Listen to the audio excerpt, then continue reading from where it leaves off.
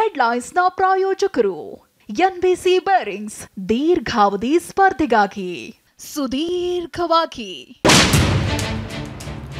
Prajwal passport ರದ್ದುಗೊಳಿಸಿ ಮೋದಿಗೆ Siddaramaiah letter. BJP ಮೇಲ್ ಹಾಕೋ ಯತ್ನ ಅಂತ ಕಮಲ ಕೌಂಟರ್. ಎಲ್ಲಿದ್ದರೂ ಬಂದು ಪೊಲೀಸರಿಗೆ ಶರಣಾಗು. ಪ್ರಜ್ವಲ್ಗೆ ದೇವೇಗೌಡರ ವಾರ್ನಿಂಗ್. ಅವರೇ ಕಳಿಸಿ ಪತ್ರ ಬರೀತಾ ಇದ್ದಾರೆ ಎಂದ ಸಿಎಂ. ನನ್ನ ಲೀಡರ್ಶಿಪ್ ಅಲ್ಲಿ ಪಕ್ಷ ಅಧಿಕಾರಕ್ಕೆ ಬಂದಿದೆಯಲ್ಲ,